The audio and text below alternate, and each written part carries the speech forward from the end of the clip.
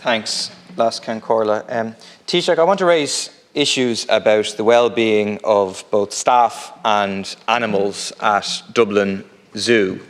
There are very serious allegations about mistreatment of animals, a culture of bullying and mistreatment of staff, and mismanagement of funds, for which there has been no independent investigation. In relation to animals, a couple of examples. In October 2022, the elephant herd was divided into two, and elephant bulls were left without access to fresh drinking water while in their outside habitat for 9 months. They had been using a contaminated water supply that goes against the NPWS Irish standards of modern zoo, which says fresh water should be supplied on a daily basis.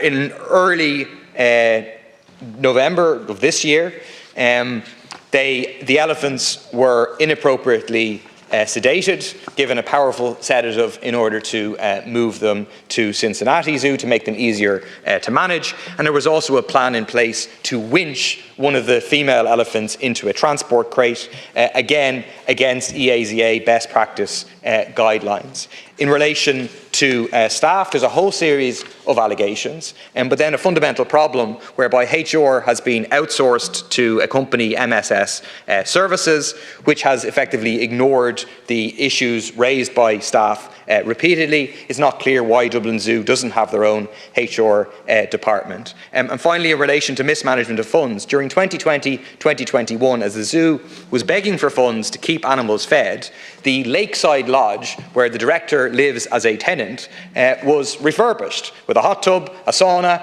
and an extension. The garden was landscaped. It's not clear where the funds for those luxury items came from. Deputy Murphy raised the issue of Dublin Zoo. I don't really want to comment on the allegations that were made.